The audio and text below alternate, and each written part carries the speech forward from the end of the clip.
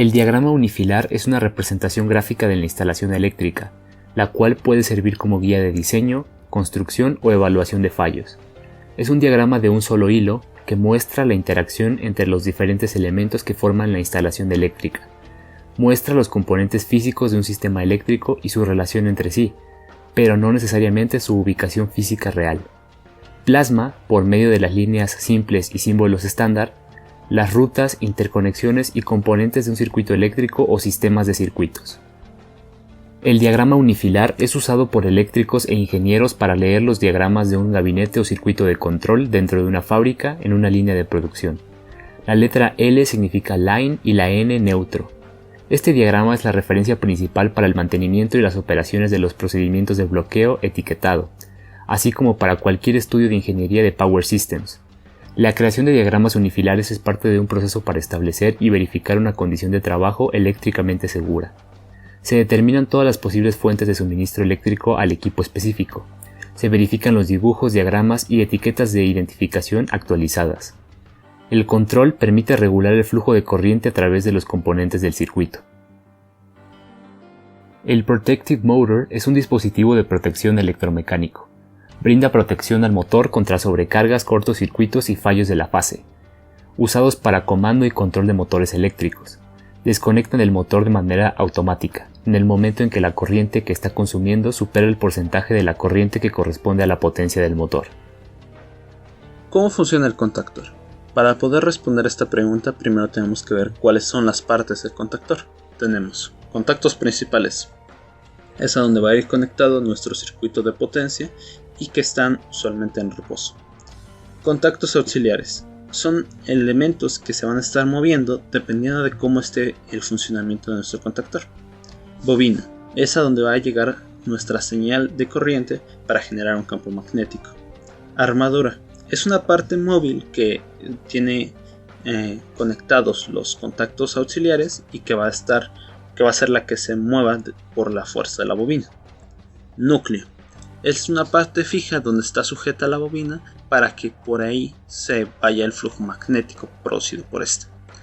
Y el resorte es un muelle encargado de devolver a su forma original todos los elementos que se estén moviendo, en este caso la armadura junto con los contactos auxiliares. Bueno, ahora pasamos a un funcionamiento. Nosotros vamos a tener un estado normalmente abierto o normalmente cerrado dependiendo de nuestro contactor. Cuando nosotros agreguemos nuestra señal a la bobina, esta va a generar un campo magnético que va a mover a la armadura y va a conectar, si estamos en un normalmente abierto, los contactos auxiliares con los contactos principales, permitiendo el paso de energía eléctrica. Si tuviéramos un contacto normalmente cerrado, lo que estaríamos haciendo es separar estos dos contactos principales y auxiliares y evitando el paso de corriente eléctrica. Ahora, una vez que nosotros dejamos de mandarle la señal a la bobina, esta deja de producir su campo magnético y los resortes regresan a nuestra armadura a su posición inicial, ya sea normalmente abierta o normalmente cerrada. Hay dos componentes principales en un motor de inducción de corriente alterna, el estator y el rotor. El estator es una cámara exterior, inmóvil, en la que gira el rotor. El estator crea una fuerza magnética a través de la corriente alterna que induce al rotor a girar. Un motor de inducción, también conocido como motor asíncrono, es un motor eléctrico de corriente alterna de uso común. En un motor de inducción, la corriente eléctrica en el rotor necesaria para producir un par se obtiene mediante inducción electromagnética del campo magnético giratorio del devanador del estator. Para que el motor de inducción usado en la práctica funcione a 127 volts de corriente alterna, se tiene que puentear T1, T3 y T5, es decir, los cables azul, naranja y negro, y estos van conectados a la línea.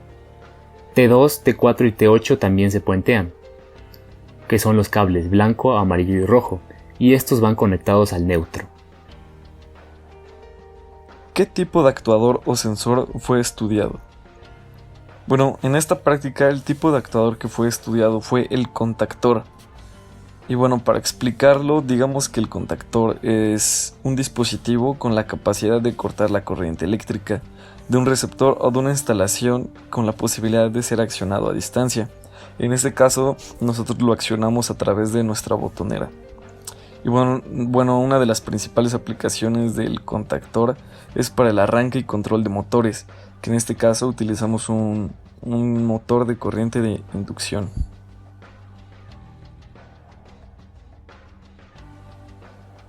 Bueno, aquí en primer lugar la conexión que tenemos es la alimentación, esta es la línea.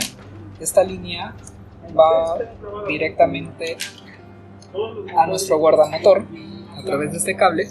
Entra por el 1, sale por el 2 y después de pasar por el guardamotor pasa al contactor.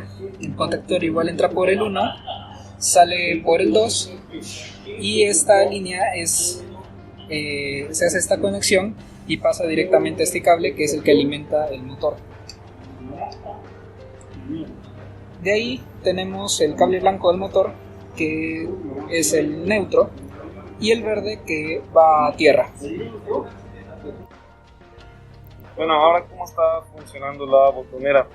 Aquí lo que tenemos es que salen igualmente 3 cables. El primero pues es este cablecito verde que va a ir conectado al número 14. Luego este número 14 va a ir conectado a nuestra alimentación, a nuestra línea. Y así es como se va a estar encendiendo y apagando a través del contactor. Luego, nuestro cable blanco es el de neutro. El neutro va a estar conectado al A1, que posteriormente sale por A2 y llega a nuestro neutro. Y el último cable es el cablecito negro, que este está directamente conectado a línea. Y así se cumple el circuito. Y bueno, vamos a probarlo. Entonces aquí cuando encendemos el motor, cuando lo picamos se enciende y cuando lo picamos en rojo se apaga.